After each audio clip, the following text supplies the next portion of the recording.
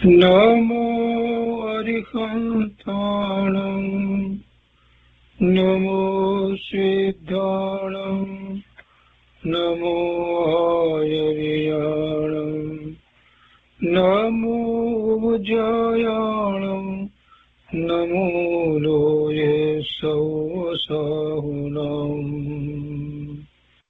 અસપંસ નમોકારો સર્વપાવપનાશનો મંગલાણં ચ સૌવર્ચે પરમં મંગલમ અજ્ઞાનતિમિરંધાનાં જ્ઞાનાંજનશલાકયા ચક્ષુન્મીલિतं येन તસ્મૈ શ્રીગુરુવે નમઃ મુખાદિવ્યાકુક્ષિરત્નં શબ્દજિતવર્યાત્મજં શ્રીરાજચन्द्रयहुं વन्दે તત્વલોચનદાયકં પ્રભુતત્વલોચનદાયકં.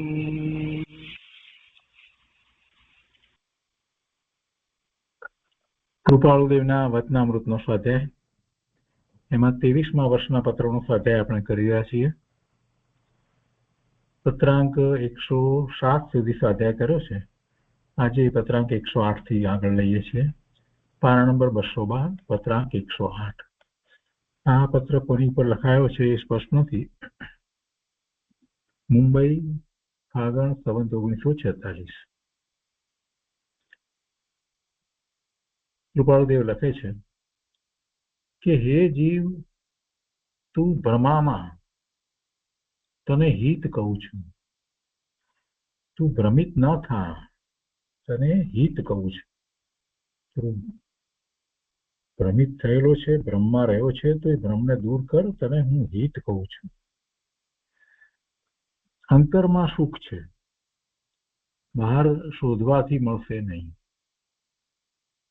બધા જ મહાપુરુષોએ એ જ વાત કરી છે. અંતરમાં સુખ છે, બહાર શોધવાથી મળશે નહીં. પણ અનુભૂતિ નથી, એટલે આ વાતને હજારો વાર સાંભળવા છતાં જીવને એ વિશ્વાસ બેસતો નથી અને એવો પુરુષાર્થ થતો નથી. અંતરમાં સુખ છે, જેમણે અનુભવ્યું છે એ તો હંમેશા એમ જ કહે છે. જેમણે અંતરમાંથી આવતા સુખનો અનુભવ કર્યો છે એ તો હંમેશા એમ જ કહે છે. એમને તો બહારમાં સુખ દેખાતું નથી.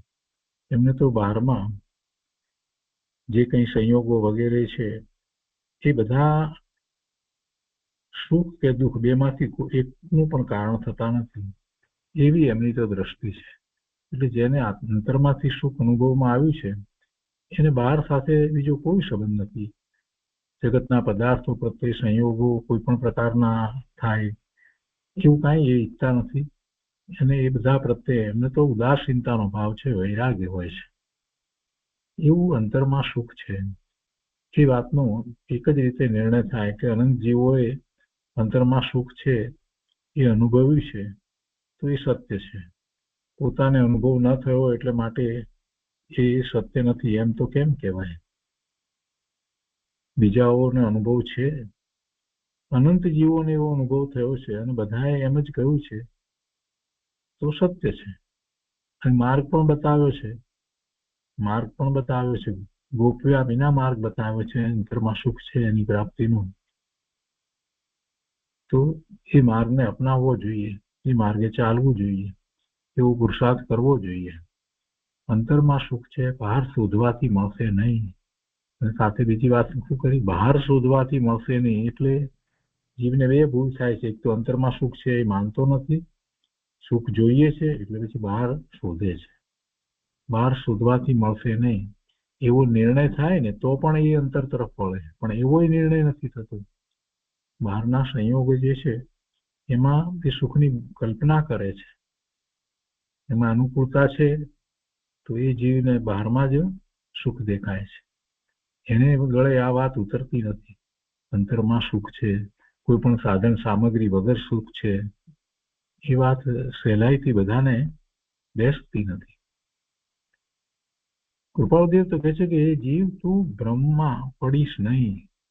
તને હું હિતની વાત કરું છું કે અંતરમાં સુખ છે અને બહારમાં શોધવાથી મળશે નહીં. એટલે બહારમાં શોધતો હોય તો એ વાતને બંધ કર અને એને બદલે એ બધો જ સમય, એ બધો જ પુરુષાર્થ, એ બધું જ વીર્ય, એ બધું જ બળ અંતરમાં સુખ છે એની શોધમાં લગાડી દે. આગળ કહે છે કે અંતરનું સુખ અંતરની સમ શ્રેણીમાં છે. સ્થિત થવા માટે બાહ્ય પદાર્થોનું વિસ્મરણ કર. બાહ્ય પદાર્થનું વિસ્મરણ કર. પછી કહે છે કે આશ્ચર્ય ભૂલ. આ બધા તને બાહ્ય પદાર્થના આશ્ચર્ય થાય છે ને એને તું ભૂલી જા. નવું નવું કંઈક દેખાય છે એ તો પૂતગળ પરમાણુના સ્કંદની નવી નવી રચનાઓ દેખાય છે, પણ છેવટે તો બધું પૂતગળ જ છે. એ તારા સુખનું કારણ નથી. અને એને જોઈ અને તને આશ્ચર્ય થાય છે તે ભૂલ છે તારી. એ બધા આશ્ચર્યને તું ભૂલી જા, એને ભૂલી જા. તો શું કર? તો કે છે કે અંતરનું સુખ અંતરની સમ શ્રેણીમાં છે અને એમાં સ્થિતિ થવી જોઈએ. તો એવી સ્થિતિ થવા માટે બાહ્ય પદાર્થોનું વિસ્મરણ કર. આશ્ચર્ય બધા જાત જાતના થાય છે એને તું ભૂલી જા અને બહારમાં જે કઈ પદાર્થો તને દેખાઈ રહ્યા છે જેમાં તે સુખની કલ્પના કરી છે એ બધું ભૂલી જા. એ બધું ભૂલ. એ એમ છે જ નહીં, તને એવી કલ્પના થઈ છે. અને એમ થયા વિના તું સ્વ તરફ વળી શકતો નથી. એટલે જે કૃપાળુદેવ કહે છે કે અંતરનું સુખ અંતરની સમશ્રેણીમાં છે અને સ્થિતિ થવા માટે એમ કહીએ છીએ કે તારું લક્ષ્ય બહાર તરફ છે, બહારના પદાર્થો તરફ છે. બહારમાં તને કોઈ સુખની કલ્પના થઈ છે અને તને બધા આશ્ચર્ય લાગે છે તો એ બધું ભૂલી જા. એ ભૂલીશ તો જ તને સાચો વિચાર અંદરમાંથી આવશે અને અંતરના સુખની પ્રાપ્તિ માટેનો પ્રયત્ન થશે. અંતરનું સુખ અંતરની સમ શ્રેણીમાં છે. સમ શ્રેણીમાં છે એટલે શું? અંતરની સમ શ્રેણીમાં છે એટલે શું? કે જે ઉપયોગ જે છે, જે લક્ષ્ય જે છે એ આત્મા તરફ વળે છે તો પૂર્ણપણે એ આત્મા તરફ વળી જાય છે. પછી એમ નથી કે કંઈક બહાર પણ છે અને કંઈક અંદર પણ છે, એવો વિકલ્પ ઉઠતો નથી. તો જેવું અંતર જે છે એવા અંતરને એ સ્પર્શે છે, એમાં જ એકાગ્રતા કરે છે, અનુભવે છે, એટલે એવું જ સુખ પ્રાપ્ત થાય છે. એટલે સમ શ્રેણી એમ કહ્યું. અનંત ગુણ છે તો અનંત ગુણ નું અંદરમાં ભવન ચાલી રહ્યું છે તો એ જ ભવન અનુભવમાં આવે એટલે એ સમ શ્રેણી કહેવાય. જે છે એવું જ પ્રાપ્ત થવું એ સમ શ્રેણી છે. અંતરનું સુખ અંતરની સમ શ્રેણીમાં છે. અંતરનું સુખ અંતરની સમ શ્રેણીમાં થયું એટલે એનો અર્થ કે જે છે તે જેવું છે તેવું જ પ્રાપ્ત થાય, કોઈ બીજી રીતે પ્રાપ્ત થાય એવી કોઈ એમાં વાત નથી. એમ કહેવાનો આશય છે. અંતરની સમ શ્રેણીમાં છે એવી રીતે છે. આખી વાત સમજવાની જરૂર છે. કે છે અંતરનું સુખ અંતરની સમ શ્રેણીમાં છે. હવે કહે છે કે સમ શ્રેણી રહેવી બહુ દુર્લભ છે. એટલે કે એવા જ ભાવે રહેવું જેવું અંતર છે, શુદ્ધ છે તો શુદ્ધ ભાવે રહેવું, શુદ્ધ ઉપયોગ દ્વારા એની પ્રાપ્તિ કરવી એ સહેલું નથી, એ દુર્લભ છે. સમશ્રેણી રહેવી બહુ દુર્લભ છે. અને નિમિત્ત આધીન વૃત્તિ ફરી ફરી ચલિત થઈ જશે. ન થવા અચળ ગંભીર ઉપયોગ રાખ. શું કહે છે કે નિમિત્ત આધીન વૃત્તિ, નિમિત્તને આધીન વૃત્તિ ફરી ફરી ચલિત થઈ જશે. એટલે ચલિત થશે એટલે કે એ અંતર તરફ રહેશે નહીં, સ્વરૂપ તરફ રહેશે નહીં અને ત્યાંથી ચલિત થઈ જશે. અને એમ થશે તો તને સુખની પ્રાપ્તિ ત્યાંથી થશે. કે છે નિમિત્ત આધીન વૃત્તિ ફરી ફરી ચલિત થઈ જશે. વારંવાર એમાંથી ચડવાનું થશે અને એવું ચડવાનું ન થવા માટે કે છે અચળ ગંભીર ઉપયોગ રાખ. એટલે ઉપયોગ, તારો ઉપયોગ જે છે એને ચડવા દઈશ નહીં. સ્વ તરફ ઉપયોગ વળ્યો છે એને ત્યાંથી ખસવા દઈશ નહીં. અને ગંભીર ઉપયોગ રાખ. ગંભીર ઉપયોગ રાખ એટલે એની એટલી તને ગંભીરતા હોવી જોઈએ. નહીં તો શું થાય કે હળવાશથી લીધું હોય તો ઠીક છે, અહીંયા ઉપયોગ છે અંદર તરફ તો ઠીક છે, અને બહાર તરફ વળે તો ઠીક છે. એમ નહીં. ઉપયોગને સ્વ તરફ રાખવો અને એની ગંભીરતા સમજાવી કે એમ જ ઉપયોગને સ્વ તરફ રાખવાથી જ અનુભૂતિ થાય છે. એમ કરતા જ આનંદની અનુભૂતિ થાય છે, સુખની અનુભૂતિ થાય છે. અને ઉપયોગ બીજે ક્યાંય ખસે નહીં, બીજે કોઈ તરફ વળે નહીં. અને એવો જ એને નિર્ણય હોવો જોઈએ, પોતાનું સ્વરૂપ શુદ્ધ છે એવો નિર્ણય કરી અને ઉપયોગને એ તરફ લઈ જાય છે, લક્ષ્યને એ તરફ લઈ જાય છે. અને એમાં એ ગંભીર છે, હળવાશથી નથી લેતો. ના, એમ જ છે તો એમ જ ઉપયોગ રહેશે, ત્યાંથી ચલિત નહીં થવું. બીજી એક વાત અહીંયા લીધી કે નિમિત્ત આધીન વૃત્તિ ફરી ફરી ચલિત થઈ જશે. કેમ કે અનંત કાળથી એને નિમિત્ત આધીન દ્રષ્ટિ છે, નિમિત્ત આધીન વૃત્તિ છે, એવી જ ખોટી શ્રદ્ધા ચાલી રહી છે. કોઈકને કારણે, કોઈ નિમિત્ત એવા હોય તો એને કારણે મને સુખની પ્રાપ્તિ થાય. નિમિત્ત આધીન દ્રષ્ટિનો અર્થ જ એ છે, પર પદાર્થો એ મને સુખનું કારણ થાય, એ આવે તો મને સુખ મળે, તો મારા પરિણામ જે છે તેવા શુદ્ધ થાય વગેરે. એ નિમિત્ત આધીન વૃત્તિ છોડવી. એ નિમિત્ત આધીન વૃત્તિ છૂટે ક્યારે? કે નિમિત્ત આધીન દ્રષ્ટિ જે છે ને એ શ્રદ્ધા એ જે છે ને, વિપરીત શ્રદ્ધા છે, જે મિથ્યાત્વ જે છે, એ ભ્રમ જે છે, એ જાય તો છૂટે. બહારમાં સુખની બુદ્ધિ પડી છે, બહારમાંથી સુખની પ્રાપ્તિ થાય છે, એ ભ્રમ છે. તો એ ભ્રમ જાય તો પછી એ નિમિત્ત આધીન દ્રષ્ટિ છૂટે. અને એમ જયારે થાય છે અને સ્વ તરફ વળે છે, ત્યારે એ પોતાના પૂર્ણ ઉપયોગને પૂર્ણપણે બધું વીર્ય એ તરફ ઉર્સી આવે એવી રીતે સ્વ તરફ વાળી દે છે. તો એકમાત્ર પોતાનું સ્વરૂપ જ એમાં અનુભવમાં આવે છે. અને જેવું છે તેવું જ અનુભવમાં આવે છે, તેવું છે તેવું જ. એટલે એમ અનુભૂતિ કરવી, એ સમશ્રેણીએ રહેવું, એ બહુ દુર્લભ છે. અને એમાં એને અનાદિના આ જે સંસ્કાર પડ્યા છે ને, નિમિત્ત આધીન વૃત્તિ છે, બીજાને કારણે પોતાને સુખની પ્રાપ્તિ થાય છે એવી બુદ્ધિ છે, તો બહાર તરફ એ વળી જ જશે. અને બહારમાં જ એને આશ્ચર્ય લાગે છે એટલે બહાર તરફ વળી જશે, ચલિત થઈ જશે. એનો ઉપયોગ, એનું લક્ષ્ય સ્વ તરફ નહીં રહે. પણ એમ થશે તો આનંદની અનુભૂતિ, સુખની અનુભૂતિ નહીં થાય. એટલે કે છે કે એવું ન થવા માટે અચળ ચલિત ન થાય એમ ગંભીર ઉપયોગ રાખ. એવી જ જાગૃતિ રહેવી જોઈએ, સતત જાગૃતિ પણ એમ જ રહેવી જોઈએ કે મારો ઉપયોગ, મારું લક્ષ્ય તો સ્વ તરફ જ રહે. પછી આગળ કહે છે કે આ ક્રમ યથાયોગ્યપણે ચાલ્યો આવ્યો તો તું જીવન ત્યાગ કરતો રહીશ, મૂંઝાઈશ નહીં, નિર્ભય થઈશ. આ ક્રમ યથાયોગપણે ચાલ્યો આવ્યો, પોતાના અંતરમાં સુખ છે એવો નિર્ણય કરી અને સ્વ તરફ વળી જાય, અને એવા પુરુષાર્થને, એવા પરાક્રમને એ ગંભીરતાથી લે અને ઉપયોગને એ તરફ રાખે. એ બધો આખો ક્રમે જે કરે, તો એ ક્રમ યથાયોગપણે ચાલ્યો આવ્યો તો તું જીવન ત્યાગ કરતો રહીશ, મૂંઝાઈશ નહીં અને નિર્ભય થઈશ. તો તું જીવન ત્યાગ કરતો રહીશ એટલે શું? કે આ બાહ્ય જીવન જે છે, સંસાર જે છે, એનો તું ત્યાગ કરતો રહીશ. એ તારું નથી, એ તારા રૂપે નથી, એનો તું ત્યાગ કરતો રહીશ. એટલે એ બધું તને છૂટી જશે. જે વર્તમાન જે જીવન જે છે તારું, એ પર્યાય રૂપે છે, અને એ પર્યાયની અંદર મલિનતા છે, ને એને તું જીવન માને છે તો એનો ત્યાગ થઈ જશે. અને જેવું તારું સ્વરૂપ જે છે, જેવું શાશ્વત સ્વરૂપ છે, જે તારું જીવન છે, જેને આપણે પરમ પારિણામિક ભાવ જે કહીએ છીએ, તો એની અનુભૂતિ થઈ જશે. એ માય તું થઈ જઈશ. પછી કોઈ મૂંઝવણ નહીં રહે. એક વખત એવી અનુભૂતિ થઈ, સ્વાનુભૂતિ થયા પછી કોઈ મૂંઝવણ રહેતી નથી, કોઈ શંકાએ રહેતી નથી. પછી તો કોઈ મને સુખી કે દુઃખી કરી શકે એ વાત જ નથી. એટલે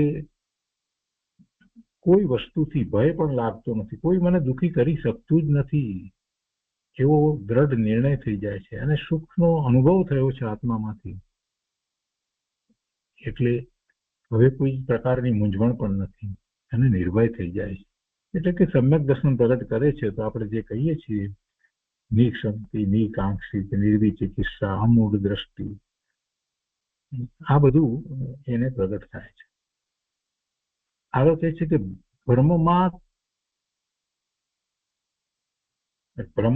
એટલે ભ્રમમાંથી રહિત થા, ભ્રમિત ન થાય. ભ્રમામાં તને હિત કહું છું. તું ભ્રમમાં પડ્યો છે તો તું હવે એ ભ્રમને છોડ, તને હિતની વાત કરું છું. તું મિથ્યાત્વના પોષણ કરી રહ્યો છે, તને ખબર નથી કે તું જે માને છે એ તો જીનેશ્વર ભગવાને જેવું સ્વરૂપ કહ્યું છે એનાથી વિપરીત માન્યતા છે. તો એ બધો ભ્રમ છે તારો. જ્યાં જે છે તેને તું તે રીતે તો સ્વીકારતો નથી, માનતો નથી. વસ્તુ સ્વરૂપને કાંઈક જુદી રીતે તું માને છે તો એ બધો તારો ભ્રમ છે. જેમ કે શરીર સહિત તારું અસ્તિત્વ માને છે એ મોટો ભ્રમ છે. શરીરને ચેતન માને છે એ પણ મોટો ભ્રમ છે. બીજાઓ મને સુખી દુખી કરી શકે છે એ પણ મોટામાં મોટો ભ્રમ છે. એવા અનેક પ્રકારે ભ્રમમાં તું પડ્યો છે તો એ ભ્રમમાંથી બહાર નીકળ. ભ્રમામાં આવા મિથ્યાત્વમાંથી તું બહાર નીકળ, તને હિતની વાત કહું છું. કારણ કે છે કે આ મારું છે એવા ભાવની વ્યાખ્યા પ્રાય ન કર. ભ્રમ છોડાવવો છે, વસ્તુ સ્વરૂપ સમજાવવું છે, એટલે કેટલીક વાત કૃપાળુદેવે અહીંયા કરી છે. બહુ મહત્વની વાત છે, ચિંતનમાં લેવા જેવી વાત છે. એ અમુક પ્રકારે એને આચરણમાં મૂકવા જેવી વાત છે. બધી કે છે કે આ મારું છે એવા ભાવની વ્યાખ્યા પ્રાય ન કર, ક્યારેય નહીં કર કે આ મારું છે એવો ભાવ જે છે. અને એને એવો ભાવ થઈ જાય છે તો પણ કે છે કે એના જસ્ટિફિકેશનો નહીં આવ, એને તું માન નહીં. ક્યારેક એવો ભાવ થઈ ગયો કે આ મારું છે તો તરત જ એનાથી રહિત થાય. એ મિથ્યા ભાવ છે. કોઈ પણ પદાર્થ તારો છે નહીં. તારું તો એકમાત્ર શુદ્ધ સ્વરૂપ છે, એ સિવાય બીજું કાંઈ તારું નથી. આ શરીર મારું છે એવો ક્યારેક વિકલ્પ ઉઠતો હોય તો પણ કે છે કે એવો ભાવ જે છે એ ભાવને પછી તું પોષીશ નહીં. અહીંયા કે છે ને ભાવની વ્યાખ્યા એટલે વધારે એને આગળ વધારીશ નહીં. એ ભાવને આ મારું છે એવા ભાવની વ્યાખ્યા પ્રાય ન કર, ક્યારેય નહીં કર. આ તેનું છે એમ માની ન બેસ. આ તેનું છે એટલે આ બીજાનું છે એમ પણ ન માની બેસ. કોઈનું કંઈ છે જ નહીં, બધું પોતપોતાનું છે. કોઈ પણ વસ્તુ જે છે તે વસ્તુની માલિકી એ વસ્તુની પોતાની છે. બીજું દ્રવ્ય એનું માલિક નથી, એનું સ્વામી નથી. કોઈ એક દ્રવ્ય જે છે એ દ્રવ્યનું સ્વામી બીજું દ્રવ્ય નથી. કોઈ કોઈનું સ્વામી નથી. કોઈમાં ભળતું નથી. કોઈનાથી સહિત નથી. બધા જુદે જુદા છે, સ્વતંત્ર છે. બધાનું અસ્તિત્વ સ્વતંત્ર છે, બધાનું પરિણમન સ્વતંત્ર છે. અને કોઈને કોઈની માલિકી નથી, કોઈ કોઈના પ્રભાવમાં નથી. આ મારું છે, આ તેનું છે એ માનીશ નહીં. એ બધી માન્યતાઓને છોડી દે. આ માટે આમ કરવું છે એ ભવિષ્ય નિર્ણય ન કરી રહ્યા. આ માટે આમ કરવું છે, અમુક વસ્તુ આમ થાય એ માટે આમ કરવું છે, એવા વિકલ્પો છોડી દે. એવા ભવિષ્ય માટેના વિકલ્પો છોડી દે. એવા ભવિષ્ય નિર્ણય ન કરી રહ્યા. તારા સ્વરૂપનું લક્ષ્ય કર અને જે થાય છે એનો જ્ઞાતા દ્રષ્ટા થઈ જાય. તું એમ કરીશ તો પણ એમ જ થવાનું છે, અને એમ નહીં થાય અને તું નકામાના પ્રયત્નો કરીશ તો પણ જે પરિણામ થવાના છે એ નિશ્ચિત છે. કોઈ કોઈના પરિણામ બદલી શકે છે એવું જગતનું સ્વરૂપ જ નથી. બહારમાં કોઈ પણ સંયોગની કલ્પના કરે કે આવા સંયોગ આવે તો સારું, એ બધાથી મને લાભ થાય, આ તે વાત. પણ એવા સંયોગોને કોઈ લાવી શકતો નથી કે એવા સંયોગો કે જેને કારણે પોતાને દુઃખ થાય તો એવા સંયોગોને એ કાઢી શકતો નથી. બેમાંથી એક પણ કરી શકતો નથી. એટલે માટે ભવિષ્યમાં આમ થાય તો ઠીક ને આમ ન થાય તો ઠીક ને આ બધી જે વાત જે છે તો એને તું ભૂલી જા. આ માટે આમ કરવું છે એ ભવિષ્ય નિર્ણય ન કરી રહ્યા. આ માટે આમ ન થયું હોત તો સુખ થાત એમ સ્મરણ ન કર. કંઈક એવું થયું છે, પ્રતિકૂળતા આવી છે અને એમાં પછી તને એમ લાગે છે કે આ કોઈકને કારણે આમ થયું છે, અથવા તો આમાં પોતાને કંઈક આમ બીજો વિકલ્પ હતો એટલે આમ થયું, એમ ન થયું હોત તો સુખ થાત. તો એવા વિકલ્પો પણ છોડ, એને યાદ પણ નહીં કર. આ માટે આમ ન થયું હોત તો સુખ થાત એમ સ્મરણ ન કર. એ બધા વિકલ્પો છે, એ વિકલ્પોની જાળમાં જીવ અનંત કાળથી ફસાયો છે. હવે એમાંથી બહાર નીકળો. આગળ કહે છે કે આટલું આ પ્રમાણે હોય તો સારું એમ આગ્રહ ન કરી રાખ. આ બધા ને કારણે જીવને ધર્મ માર્ગમાં પ્રવેશે ને તોય એને સાચા ધર્મને બદલે એને કંઈક શુભાવ વગેરે હોય અને એમાંય નિદાન કરે. કેમ કે એને અંદરમાં એમ હોય ને કે આટલું આમ હોય તો ઠીક, આમ હોય તો સુખ, આમ હોય તો આમ, અને એ માટે હું કંઈક કરું. એ જ્યાં સુધી બુદ્ધિ પડી છે, બારમાંથી સુખની બુદ્ધિ પડી છે ને ત્યાં સુધી જીવને નિદાન થાય છે. કે પોતે કંઈક પુણ્ય કર્યું હોય તો એમાં એને માટેથી નિદાન કરે છે કે આનું ફળ તરીકે મને આમ પ્રાપ્તિ થાય, એવા નિદાન કરે છે. અહીંયા કહે છે કે આ માટે આમ ન થયું હોત તો સુખ થાત એમ સ્મરણ ન કર, અને આટલું આ પ્રમાણે હોય તો સારું એમ આગ્રહ ન કરી રાખ. આટલું હોય, આ પ્રમાણે હોય તો સારું, એ બધા વિકલ્પો છોડી દે. આમ કરવું ને આમ થવા માટે આમ કરવું ને અમુક વસ્તુ, અમુક કાર્ય ધારી રાખ્યું એને પૂરું કરવા માટે આમ કરવું નહીં. એમાં પછી કંઈક કર્યું હોય ને પછી બરાબર ન થાય એટલે પછી આને બદલે જો આમ કર્યું હોત તો સારું થાત. આ બધા વિકલ્પોની જાળ છે. કેમ કે પદાર્થોનું પરિણમન તો એના કાળે સ્વતંત્ર જે રીતે થવા યોગ્ય છે તે રીતે જ થાય છે. જીવ નકામાનો એમાં કલ્પના કરે છે, વિકલ્પો કરે છે અને શુભાશુભ ભાવે થાય છે, એટલે એને ભવના ભ્રમણ થાય છે. વસ્તુ સ્વરૂપનો વિચાર કરે, જગતના 6 દ્રવ્યનો વિચાર કરે, 9 તત્વોનો વિચાર કરે, તો કોના પરિણામ એ બદલી શકે છે એ વાતનો એને ખ્યાલ આવે. કોઈના પરિણામ એ બદલી શકતો નથી. અને કોણ એના પરિણામ બદલી શકે છે? કોઈ એના પરિણામ પણ બદલી શકતું નથી. એવો નિર્ણય, એવો નિર્ધાર થઈ જાય. મારા પરિણામનો બીજો કોઈ કરતા નથી, બીજો કોઈ સ્વામી નથી. મારા પરિણામ કોઈથી પ્રભાવિત થતા નથી. મારા પરિણામ જે થાય છે એમાં જો શુદ્ધ પરિણામ થાય છે તો મારો પુરુષાર્થ છે, અને અશુદ્ધ પરિણામ થાય છે, શુભાશુભ ભાવના પરિણામ થાય છે તો મારો દોષ છે. બાકી બીજું કોઈ મારા પરિણામ કરતું નથી, કરાવતું નથી. વળી એને એવા પણ વિકલ્પ આવે છે કે આણે મારા પ્રતિ અનુચિત કર્યું. કૃપાળુદેવ કહે છે કે એવું સંભાળતા ન શીખ, એવું યાદ જ નહીં કરે, એવું યાદ કરવાનું શીખ નહીં. વારંવાર એવી વસ્તુ યાદ આવે છે તો તું એને ભૂલી જા. કોઈએ તારું કાંઈ બગાડ્યું નથી, કાંઈ અનુચિત કર્યું નથી. પેલા તો મનમાંથી એ વાતને કાઢી નાખ. આણે મારા પ્રતિ અનુચિત કર્યું. અને એમાં જ એવા વિચારમાં કેટલાય પ્રકારે દ્વેષના ભાવ થાય છે. અને એ વેર ભાવ જે છે તો બીજા ભાવમાં પણ ચાલે છે. એટલે એ તો પહેલા જ કાઢી નાખવો જોઈએ. આણે મારા પ્રત્યે અનુચિત કર્યું, એવું સંભાળતા ન શીખ. બહુ સરસ વાત કૃપાળુદેવ અહીંયા બધી મૂકી છે. સાધક જીવને ખૂબ ઉપયોગી થાય એવી વાત છે. વળી કહે છે કે આણે મારા પ્રતિ ઉચિત કર્યું એવું સ્મરણ ન રાખ. કોઈએ ઉચિત કર્યું છે એવું સ્મરણ પણ રાખવાની જરૂર નથી. કોઈને એમાં થાય કે એમાં શું વાંધો છે, કોઈએ ઉચિત કર્યું છે તો સ્મરણ ન રાખી શું વાંધો. એવું સ્મરણ રાખીશ તો પરાધીન બુદ્ધિ ટળશે નહીં, અને બીજાઓ પ્રત્યે પણ એવી જ અપેક્ષા રહેશે કે એ પણ મારા પ્રત્યે આ જ રીતે ઉચિત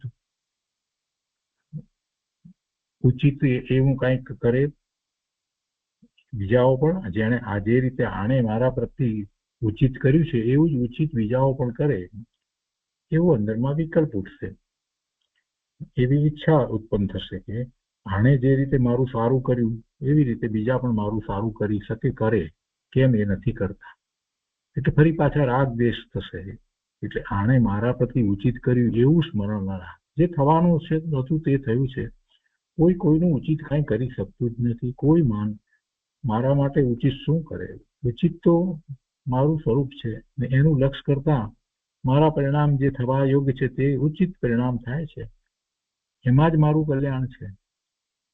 એટલે આણે મારા પ્રત્યે અનુચિત કર્યું કે મારે આણે મારા પ્રત્યે ઉચિત કર્યું એમાંનું કાંઈ સ્મરણ ન રહે. આ મને અશુભ નિમિત્ત છે એવો વિકલ્પ ન કર. આ મને અશુભ નિમિત્ત છે એવો વિકલ્પ પણ ન કર, અને આ મને શુભ નિમિત્ત છે એવો વિકલ્પ પણ ન કર. તેમાંથી કોઈ વિકલ્પ કરવા જેવો નથી. કોઈ નિમિત્ત શુભ હોતું નથી કે અશુભ હોતું નથી. નિમિત્ત તો બીજું પદાર્થ છે, બીજું દ્રવ્ય છે, અને એ દ્રવ્ય તો એના ગુણ પ્રમાણે પરિણમી રહ્યું છે. એમાં મારે માટે એ કંઈક શુભ કરે કે કંઈક અશુભ કરે એવી કોઈ વાત હોતી જ નથી. જે વખતે જે કાર્ય થવા યોગ્ય હોય તે વખતે તે કાર્ય થઈને જ રહે છે. એમાં પેલું નિમિત્ત કાંઈ કરતું નથી. નિમિત્ત તરીકે બીજું દ્રવ્ય જે છે એ પછી બીજો જીવ હોય ગમે તે હોય તો એ એનું પોતાનું જ પરિણમન કરે છે, બીજું પરિણમન એ કરતો નથી. બીજો જીવ હોય તો પણ એ શું કરે? સ્વભાવ ભાવે કે વિભાવ ભાવે પરિણમે, પણ કોઈના પરિણામ બીજા દ્રવ્યના પરિણામ બદલી નાખે એવી તો એનામાં શક્તિ હોતી નથી. તો પછી મારા પરિણામ એ કંઈ બદલે છે એવું પણ નથી. વસ્તુ સ્વરૂપ એવું પણ નથી. આ મને શુભ નિમિત્ત છે ને આ મને અશુભ નિમિત્ત છે એ બધી વાત મનમાંથી કાઢી નાખ. એ નિમિત્ત તો કાંઈ કરતા નથી. આગળ કહે છે કે આ ન હોત તો હું બંધાત નહીં. એમ આગળ વ્યાખ્યા નહીં કરીશ. આને કારણે મને બંધ પડ્યો, આને કારણે મને કર્મના બંધ પડ્યા, આમ થયું એટલે તો કે એ બધા વિકલ્પો પણ છોડી દે. આ ન હોત તો હું બંધાત નહીં એમ અચળ વ્યાખ્યા નહીં કરીશ. એમ અચળ જેમાંથી ચલિત ન થવાય એવી વ્યાખ્યા નહીં કરી. કોઈક અપેક્ષાએ ક્યાંક એવી વ્યવહારથી વ્યાખ્યા થાય કે આને કારણે મારે બંધાવું થયું.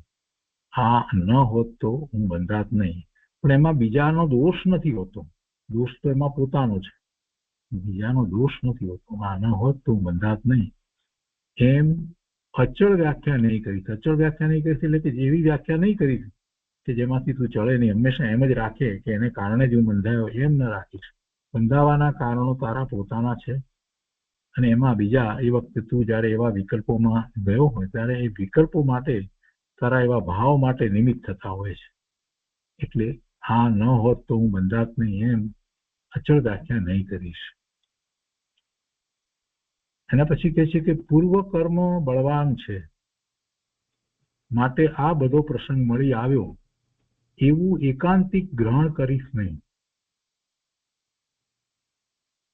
પૂર્વ કર્મ બળવાન છે માટે આ બધો પ્રસંગ મળી આવ્યો. તો પ્રસંગ તો થયો, એ કર્મ નો ઉદય હતો એટલે એ પ્રમાણે એવો પ્રસંગ થયો, એવો સંયોગ થયો. તો કે છે કે એવું એકાંતિક ગ્રહણ કરીશ નહીં. માટે આ બધો પ્રસંગ મળી આવ્યો એવું એકાંતે ગ્રહણ કરીશ નહીં. પૂર્વના કર્મ છે, એના ઉદયો છે, અને એમાં આખો જે પ્રસંગ પોતાને બન્યો છે, પોતાના પરિણામ થયા છે, તો પોતાના પરિણામમાં પેલો પૂર્વકર્મ નિમિત્ત છે. પૂર્વકર્મનો ઉદય એ બળવાન છે, પણ એ નિમિત્ત તરીકે છે,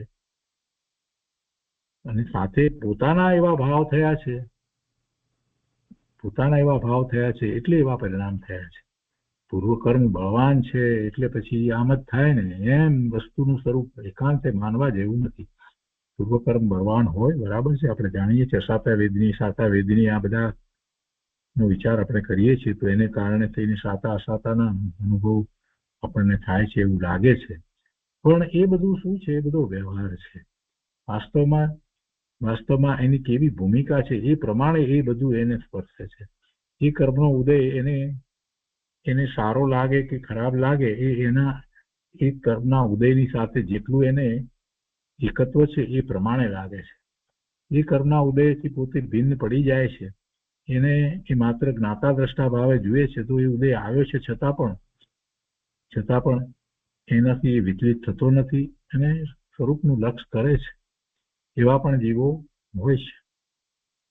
એટલે એ પછી કર્મ ક્યાંથી બળવાન કહેવાય? એ બળવાન ક્યાંથી કહેવાય?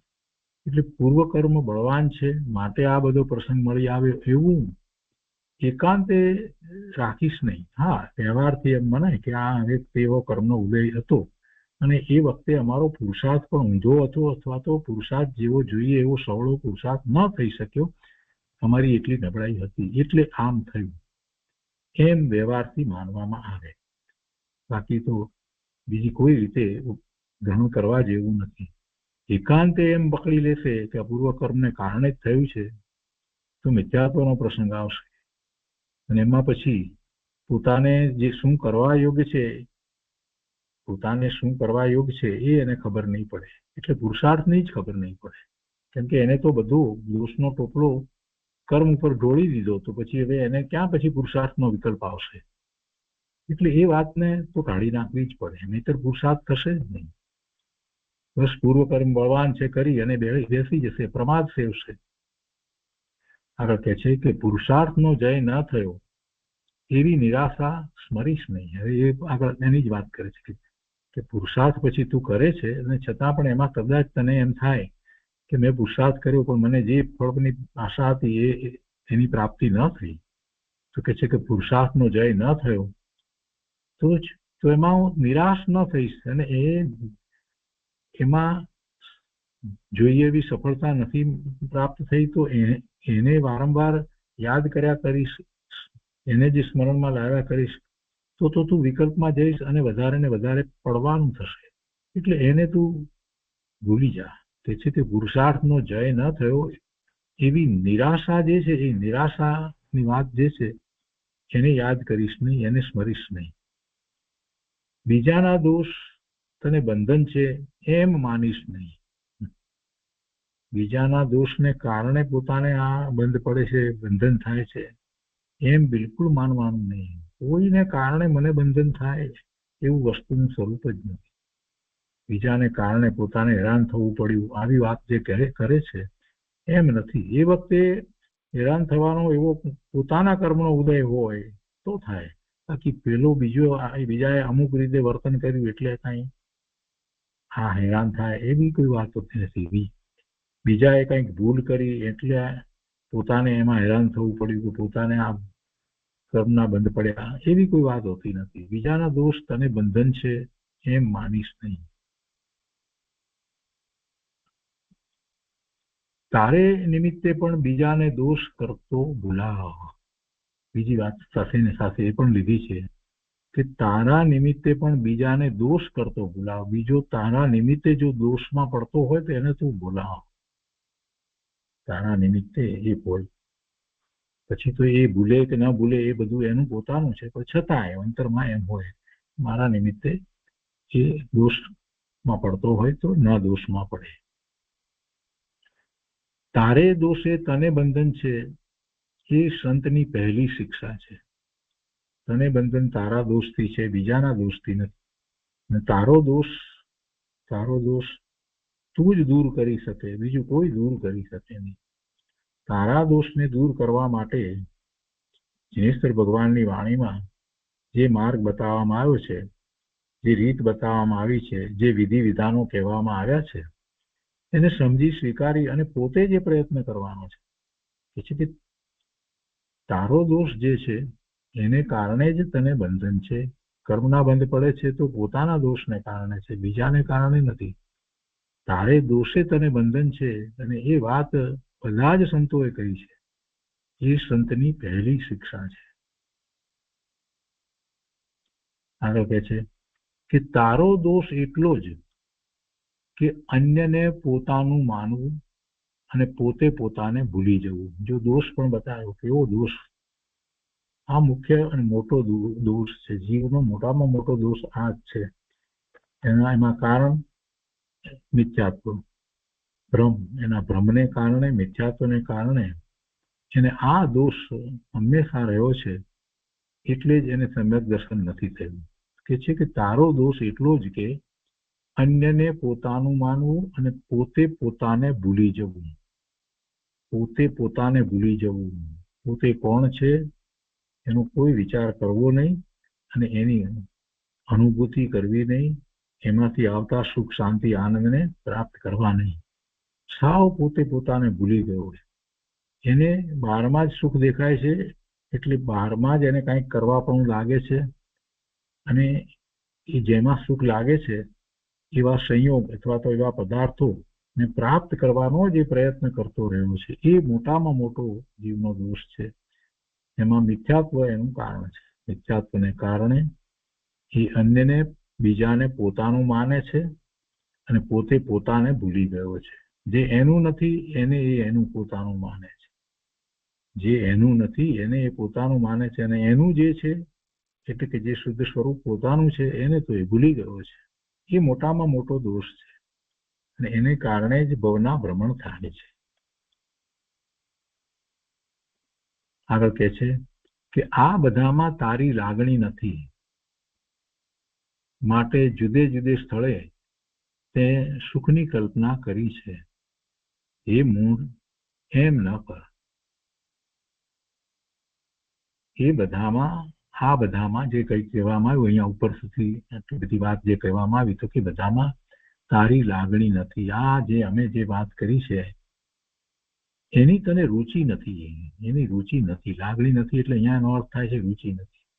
એની રુચિ નથી, એનો વિશ્વાસ નથી, એની શ્રદ્ધા નથી, એટલે એ તરફ તું વળતો નથી. અમે જે કંઈ વાત કરી એ પ્રમાણે તું કરતો નથી, અને એટલે જ તું જુદે જુદે સ્થળે સુખની કલ્પના કરી અને ભટકે છે. સુખની પ્રાપ્તિ તો થતી નથી, પણ એની પ્રાપ્તિના પ્રયત્નમાં શુભાશુભ ભાવે થાય છે, કસાય ભાવે થાય છે.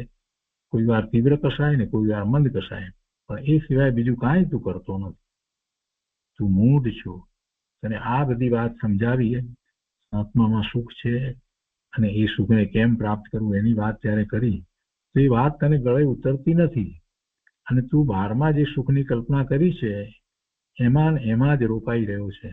આ જે બધી વાત કરી એની તો તને રુચિ નથી. એટલે કે છે કે હે મૂળ, એમ તું ન કર, એમ ન કર. એ તને હિત કહ્યું. પહેલી શરૂઆત જ કરીને કે તને હિત કહીએ છીએ, તો આ હિતની વાત કૃપાળુ દેવે કહી, અને પછી પાછા આવ્યા આગળ પણ કહે છે કે અંતરમાં સુખ છે. લોકોને થાય કે આ તો વાત ઘણી વાર સાંભળી છે, બરાબર છે, અંતરમાં સુખ છે, પણ એક કાનથી સાંભળીને બીજા કાનથી કાઢી નાખવું, એવી રીતે આપણે જે કહીએ છીએ ને એવું જ અત્યારે બધાને થઈ રહ્યું છે. અંતરમાં સુખ છે તો બરાબર છે, બધા કહે છે, સાંભળ્યું, પણ સ્વીકાર્યું છે? જેને સ્વીકાર્યું છે એ અંતરમાં જવાનો પ્રયત્ન કરે છે. કોઈક જ વિરલા સ્વીકારે છે કે અંતરમાં સુખ છે. વાંચે છે ઘણા, સાંભળે છે ઘણા, પણ સાચા અર્થમાં એનો સ્વીકાર કરવા વાળા તો કોઈક વિરલા જીવો જ હોય છે કે ખરેખર અંતરમાં સુખ છે. અને અનંત જ્ઞાની પુરુષો એ સુખને પ્રાપ્ત કર્યું છે, અને પાછા એ સુખને પ્રાપ્તિનો માર્ગ પણ બતાવતા ગયા છે.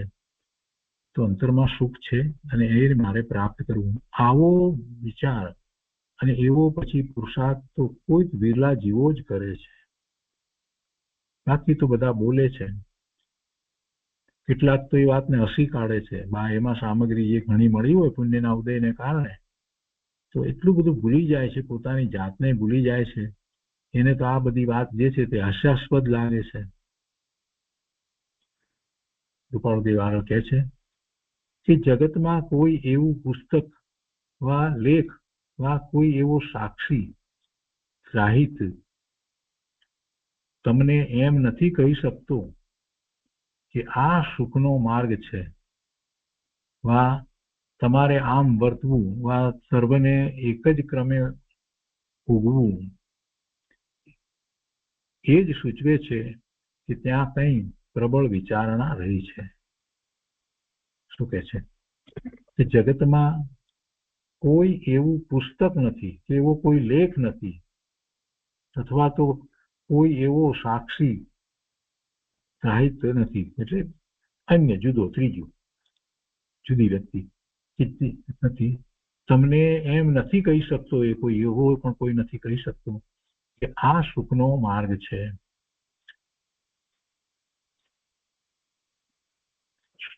બીજું બીજી રીતે કોઈ સુખનો માર્ગ કહી શકતું નથી. અંતરમાં સુખ છે એ સિવાય બીજી રીતે કાંઈ સુખ છે એવું કોઈ લેખ કે પુસ્તક કે કોઈ ગ્રાહિત તમને એમ કહી શકતું નથી. જગતમાં કોઈ એવું પુસ્તક વા લેખ વા કોઈ એવું સાક્ષી ગ્રાહિત તમને એમ નથી કહી શકતો કે આ સુખનો માર્ગ છે, વા અથવા તો તમારે આમ વર્તવું અથવા તો સર્વને એક જ ક્રમે ઉગવું, બધાએ એક જ રીતે કરવું. તો એનો અર્થ શું?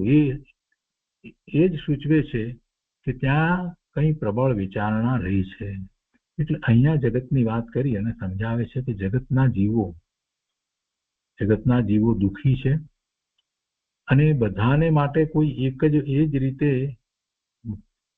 કેમ કે બાહ્યમાં પ્રવર્તન થાય એવી પણ કોઈ વાત નથી. બધાને પોતપોતાના પુણ્યને કારણે સંયોગો પ્રાપ્ત થાય છે અને એમાં જ એ રહ્યો છે. તમારે આમ વર્તવું વા સર્વને એક જ ક્રમે ઉગવું એમ કોઈ કહી શકતો નથી. એવું બનતું નથી. કોઈ પુસ્તકમાં પણ એવી વાત નથી લખી. જગતમાં કોઈ એવું પુસ્તક વા લેખ વા કોઈ એવું સાક્ષી ગ્રાહિત તમને એમ નથી કહી શકતો કે આ સુખનો માર્ગ છે, અથવા તો તમારે આમ વર્તવું અથવા તો સર્વને એક જ ક્રમે આ જ રીતે ઉઠવું, જાગવું, બેસવું, આ જ રીતે કાર્ય કરવા એમ કોઈ કહી શકતો નથી. તો એ જ સૂચવે છે કે ત્યાં કંઈ પ્રબળ વિચારણા રહી છે. એટલે એનો અર્થ છે કે ત્યાં જ કંઈક બીજી રીતે વિચાર કરવા યોગ્ય છે. એમ કહી અને સમજાવી દીધું કે બધાને કર્મના ઉદય પ્રમાણે સંયોગો જુદા જુદા હોય અને એમાં કોઈ સંયોગ એવો નથી કે બધાને જ એ સુખ આપે, બધાને જ એ સરખું સુખ આપે, એવો કોઈ સંયોગ હોતો જ નથી. એક જ વાત છે, સુખ તો અંતરમાં જ છે. મૂળ વાત તો કહેવાનો આશય તો એ જ છે. એટલે એ પ્રબળ વિચારણા એમાં એ રહેલી છે કે આમ કેમ, કોઈને આમાં સુખ લાગે ને કોઈને આમાં લાગે, એમ કેમ? કોઈ એમ કેમ નથી કરતું કે બધાને આમાં જ સુખ લાગે, કોઈ પુસ્તકમાં એમ કેમ નથી કે આમ જ છે. એવી કોઈ વાત કેમ નથી પ્રાપ્ત થતી. તો વિચાર કરીએ છીએ તો ખ્યાલ આવે છે, કેમ કે એ બધા બહારની વાત કરે છે તો બહારમાં ક્યાંય સુખ નથી એવો એમાંથી નિર્ણય થાય છે. એટલે કે અંતરમાં સુખ છે. અને પછી કહે છે કે ત્યાં કંઈ પ્રબળ વિચારણા રહી છે. એટલે કે તમારે કંઈક એ સંબંધી વધારે વિચાર કરવાની જરૂર છે અને એ વિચારણા કઈ રીતે છે એ હવે એમને આપી છે. એ વિચારણા કેમ કે બધા જુદી જુદી રીતે વાત કરે છે ને, એટલે એ વિચારણાની વાત કરી છે કે એક ભોગી થવાનો બોધ કરે છે અને એક યોગી થવાનો બોધ કરે છે. કોઈ ભોગી થવાનો બોધ કરે છે, પોતે ભોગી છે, બસ ભોગવે છે, એના કર્મના ઉદયો એવા હોય, પુણ્યના ઉદયો હોય એટલે બસ એને તો એમ જ છે. એને કેટલાકને તો એક કર્મના પુણ્યના ઉદયો એવા હોય કે એમાં એટલો બધો એ ડૂબી ગયો હોય કે એને ભવિષ્યનો વિચાર જ નથી હોતો. કેટલાક તો પુનર્જન્મને પણ માનતા નથી હોતા. એ બધા ભોગી થવાનો બોધ કરે. એક યોગી થવાનો બોધ કરે છે, બીજો જે છે તે યોગી થવાનો બોધ કરે છે. જેને જગત દુઃખરૂપ લાગ્યું છે, જગતમાં ભવના ભ્રમણો જે થઈ રહ્યા છે, એ ભવના ભ્રમણનો થાક જેને લાગ્યો છે અને જેને સાચા સુખની શોધ છે, એ ધર્મની વાત કરે છે અને યોગી થવાનો બોધ કરે છે. કે છે કે એ બેમાંથી કોને સંમત કરીશું, એ વિચારણા માંગી લે છે. એ વિચાર કરવાની જરૂર છે. યોગી બોધ આપે છે એને સંમત કરીએ તો પણ વિચાર કરવાનો કે એ એવો બોધ શા માટે કરે છે, એ બોધ ખરેખર મને લાભદાયી છે કે કેમ, આ બધી વાતનો વિચાર કરવાનો. એટલે વિચારણા અહીંયા તો મૂકી છે, પ્રશ્ન બધા મૂક્યા છે વિચારણાના. અને એમાં આગળ કહે છે કે એ બેમાંથી કોને સંમત કરીશું, બંને શા માટે બોધ કરે છે. પેલો પણ ભોગી પણ બોધ કરે છે અને યોગી પણ બોધ કરે છે, તો શા માટે કરે છે? ભોગીને એવી મિથ્યા માન્યતા છે એટલે એ પ્રમાણે બોધ કરે છે, અને યોગીને સમ્યક માન્યતા છે અને એને કરુણાનો ભાવ આવ્યો છે એટલે એવી રીતે બોધ કરે છે. આ બધી વાતનો વિચાર કરવાનો છે અને એ વિચાર કરશે જીવ તો એને ખ્યાલ આવશે ને સાચા માર્ગે જવા માટે થઈ. અને હવે એને આ શાસ્ત્રોનો અભ્યાસ અને શ્રી ગુરુ નું આચરણ વગેરે, એમની નિશ્રામાં આપો પુરુષાર્થ વગેરે એ વાતનો વિશ્વાસ બેસશે. એ બધું વિચારણા કરશે તો એ શ્રી ગુરુના ચરણે જશે. દેવગુરુ શાસ્ત્ર સાચા છે એને જે માનશે, એમાં લખેલી વાત, એમાં કહેલી વાત, એમાંથી આપણને પ્રાપ્ત થયેલી વાત જે છે એ બધાનો એને પૂરો વિશ્વાસ આવશે, એની શ્રદ્ધા થશે અને એવો ઉપાય કરશે. એટલે વિચારણા તો એને કરવી જ પડશે, કારણ કે બંને પ્રકારની વાતો આપણને જગતમાં જોવા મળે, જાણવા મળે છે. કોઈ આવો બોધ આપતો હોય, કોઈ આવો બોધ આપતો હોય, એવું તો જોવા મળે છે.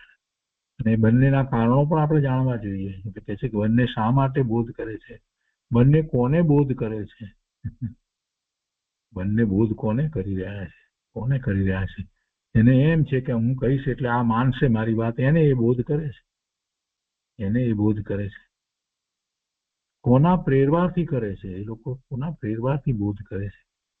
પેલો તો અંદરમાંથી કરુણાના ભાવથી કરે છે યોગી તો, અને ભોગીના તો કોઈ પણ કારણ હોઈ શકે, એને તો કોઈ પણ પ્રકારે પ્રેરણા હોય જેથી કરી અને એ ભોગની વાત કરતો હોય, એને તો કોઈ પણ પ્રકારે બીજો રસ હોય એને કારણે વાત કરતો હોય.